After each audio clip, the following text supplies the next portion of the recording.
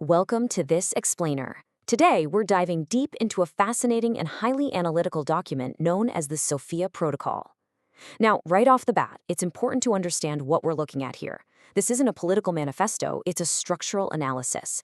According to the authors, this document was created specifically as a tool for trans people, LGBTQIA+ individuals, and other minority communities. The goal? To help them stay safe by outlining exactly how modern state infrastructure could be weaponized for systemic containment. So let's jump right into the source material.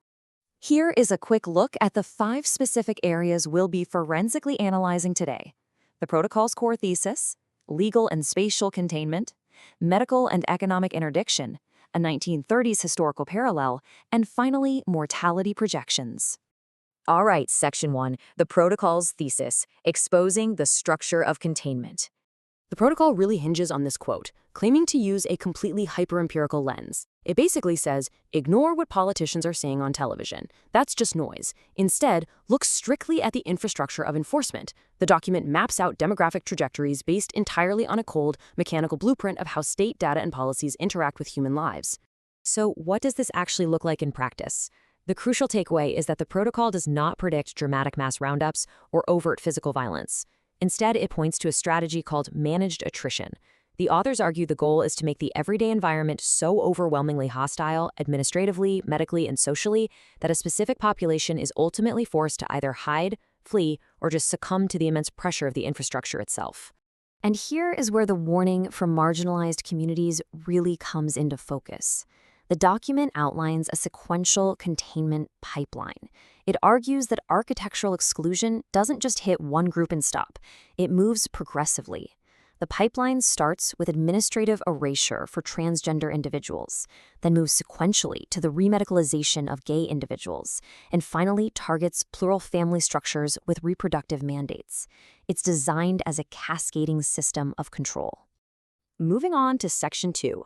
Legal and spatial containment, the elimination of the legal person. The source lays out some incredibly specific predictive horizons for the next decade. The argument here is that the state won't bother passing explicitly criminalizing laws. Instead, they're just going to quietly reset the underlying data fields. By 2030, the protocol predicts the UK's Gender Recognition Act will be functionally mothballed. By 2033, key databases will permanently lock to birth registries. And by 2036, public architecture will fully convert to a system of digital checkpoints. The text frames this loss of state services as a mechanical inevitability. Think about it like this.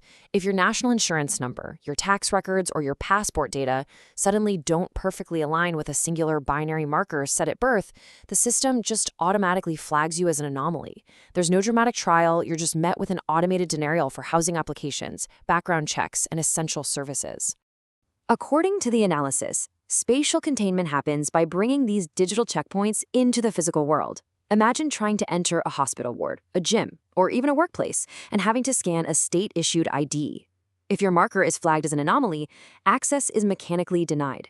Individuals are then funneled into heavily monitored, isolated third spaces. The document argues this creates perpetual systemic friction, making just existing in public an exercise in immense psychological stress.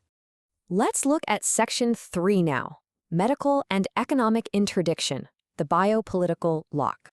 This vector focuses on cutting off biological supply lines. The analysis traces the structural ripple effects of current medical reviews, like the CASA review in the UK. The projected timeline suggests a total collapse of public transition infrastructure by 2028. Following that, by 2031, it predicts a severe crackdown on private clinics, what the document calls the gray market. Compounding all of this, by 2036, the demographic faces peak economic marginalization. Just take a second to look at this number, 280 weeks. The source notes that wait times for a first appointment at adult gender clinics in some regions already exceed this timeframe.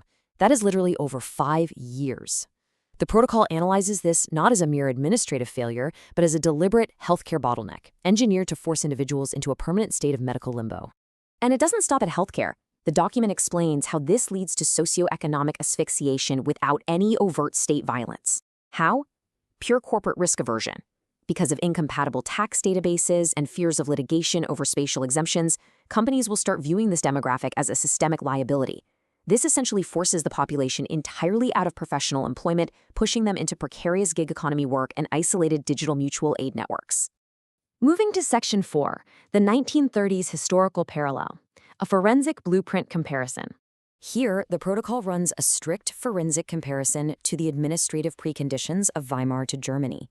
It argues that both eras rely on destroying an established research base. In 1933, the destruction of Magnus Hirschfeld's institute was justified as protecting public health from unscientific influences. The protocol parallels this with the dismantling of established clinical protocols today, where affirmative care models are similarly declared low quality to justify state-mandated definitions of biological validity. This next comparison is absolutely crucial. The document points out that in 1933, rights weren't just repealed overnight. They were modified via bureaucratic civil service codes. The current parallel drawn here is the hollowing out of the UK's Equality Act. By simply redefining sex to match birth registries, the law itself is bypassed. Individual rights are quietly stripped away through bureaucratic code adjustments under the guise of public well-being. The final historical parallel looks at the medical bureaucracy. In 1933, state medical boards actively revoked the licenses of doctors providing non-conforming care. Today, the protocol points to regulatory lockdowns by medical councils, banning private pathways and threatening the licenses of clinicians who step outside rigid state frameworks. It illustrates how the medical establishment itself gets weaponized as a primary gatekeeper in both historical timelines. Which brings us to our final section, Section 5, Mortality Vector Projections, the 10-year predictive math. This is where the protocol calculates the human cost if this containment grid is fully realized. The text uses verified independent monitoring data to establish a really chilling baseline. Between 2019 and 2025, trans youth made up 7% of all verified child suicides in England. To put that into perspective, this demographic represents less than 1% of the general population. This disproportionate baseline is exactly where their predictive math begins. Let's dive into the table here, which lays out the 10-year predictive math. The protocol separates mortality into two vectors, direct healthcare deprivation and systemic despair. If these vectors of waitlist asphyxiation and economic starvation firmly lock into place over the next 10 years, the cumulative projection models a total of between 2,300 and 3,700 deaths. Now, you might be wondering, how exactly does a baseline turn into an exponential spike like that? The projections rely on established public health modeling. They draw a direct correlation between severe drops in life expectancy and two major factors. First, banning private medical alternatives, which traps people in a permanent medical limbo. And second, extreme poverty caused by severe economic displacement, specifically when critical ID numbers are locked, completely barring individuals from standard employment. Ultimately, the core takeaway from this explainer is the document's explicit warning to watch the infrastructure. The real turning point isn't going to be a speech on the evening news. It's the interoperability of state databases.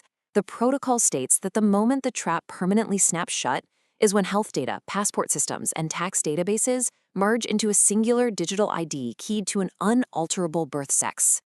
I want to leave you with this final thought based on the source text. Consider how invisible, bureaucratic changes can slowly construct an environment with devastating human outcomes. Remember, the authors designed this blueprint specifically to help trans people, LGBTQIA+ individuals, and other minority groups recognize these traps early so they can protect themselves and stay safe. So the ultimate question the document poses is this: if the math of managed attrition is already running, are we prepared to recognize the blueprint before the trap permanently locks? Thank you so much for joining me for this explainer.